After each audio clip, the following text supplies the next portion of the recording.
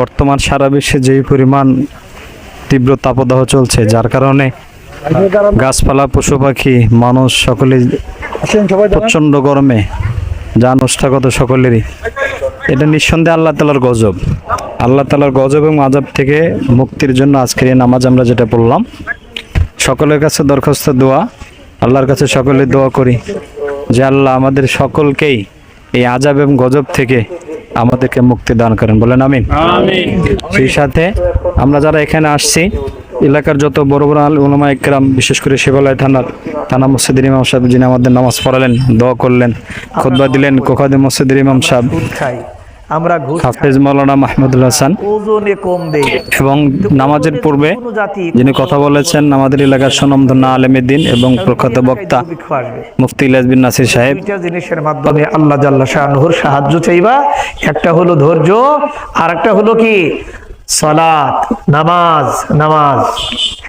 এই নামাজটা মুস্তাহাব, কিন্তু এই নামাজটা পড়ছি কেন? ওই আমার দেশের মানুষ যে ব্যাঙের বিয়ে দেয়, আমার দেশের মানুষকে আমি গত 4-5 বছর আগেও দেখছি ফজর বাগলার মাজারে মাথার দিক দিয়ে খালি পানি ঢালতেছে কেন? কয় হুজুর বৃষ্টি বন্ধ, ওনার মাথা গরম, এই জন্য ওখানে পানি ঢাললে মাথা ঠান্ডা হইলে আকাশ থেকে বৃষ্টি আসবো। নাউজুবিল্লাহ বলেন সবাই।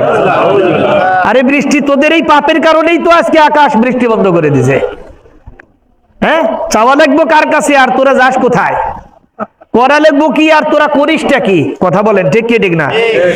সে অন্যান্য বিভিন্ন স্থানীয় উলামা ইকরামগণ, দেশ বরেণ্য মানুষগণ, উলামা ইকরাম এখানে আসছে, উপস্থিত হয়েছে। জনসাধারণ যারা আছে, এলাকার শিশু বাচ্চা থেকে শুরু করে বয়োজ্যেষ্ঠ মুরব্বী, এলাকার যুব সমাজ, সকলে এখানে আসছে। একটা মাত্র সকলের উদ্দেশ্য আল্লাহর কাছ থেকে যে পাপ আমরা করেছি, গুনাহ করেছি, এই গুনাহ থেকে মুক্তির রাস্তা খোঁজা। পাশাপাশি পাশে কবরস্থান, এই কবরস্থানে মানুষের জন্য যেন মুক্তির ব্যবস্থা হয়। যে কষ্টটা আমরা করছি, এই কষ্ট পশু পাখি সকলেই করছে। আলহামদুলিল্লাহ। তো ইনশাআল্লাহ নামাজের ইমামতি আমাদের শিবালয় থানা মসজিদের ইমাম সাহেব হুজুর করবেন, দোয়াও ইনশাআল্লাহ হযরত করবেন। আমি আলোচনা করে ইতি টানলাম এখানে ইনশাআল্লাহ। ভাইয়া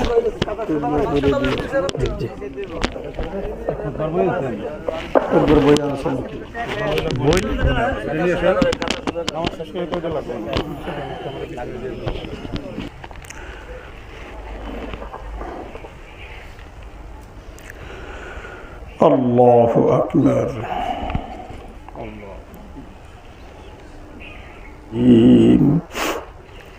আল্লাহু আকবার। সামিআ আল্লাহু লিমান হামিদাহ। আল্লাহু আকবার।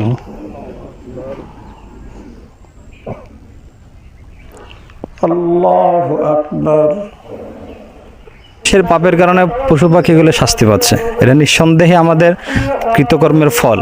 কারণ আল্লাহ তাআলা বলতেছেন, জোহারাল ফাসাদে ফিল বাররি ওয়াল বাহরি বিমা কাসাবাত আইদিন নাস। দুনিয়াতে যারা যে সমুদ্র, জল এবং স্থলে যে গুনাহগুলো হয়, শাস্তিগুলো আসে, আযাবগুলো আসে, বান্দার নিজের হাতে কামাই করা।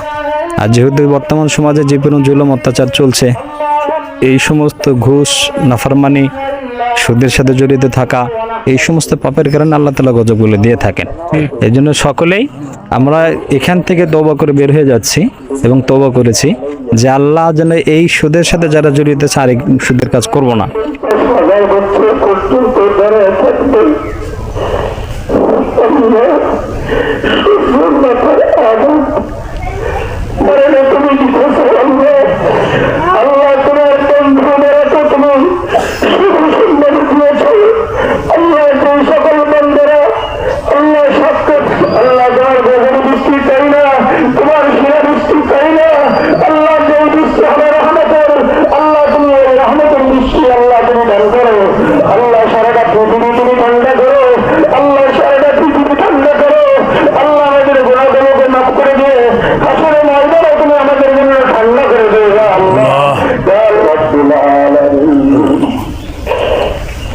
যারা আল্লাহ নাফরমানি করছে, নাফরমানি করব না। যারা নামাজ ছেড়ে দেই, নামাজ পড়ে না ইচ্ছা অনিচ্ছায়, নামাজ আর ছাড়বো না। এবং পাশাপাশি যতটুকু সম্ভব মা বাবা যাদের আছে, মা বাবার সেবা যত্ন করার মন মানসিকতা নিয়ে এখান থেকে বিদায় হচ্ছি। সকলের কাছে দোয়া, আপনারা যারা দেখছেন, যারা দেখবেন, আমাদের জন্য খাস করে দোয়া করবেন। আল্লাহ যেন সারা পৃথিবী বিশেষ করে বাংলাদেশের সমস্ত মানুষজনকে এই আযাব থেকে মুক্তি দান করেন, আমিন। আসসালামু আলাইকুম। এই এলাকার নামটা কি? এই এলাকার নাম হলো মানিকগঞ্জ জেলা অধীন শিবালয় থানার পাইপাড়া গ্রাম এবং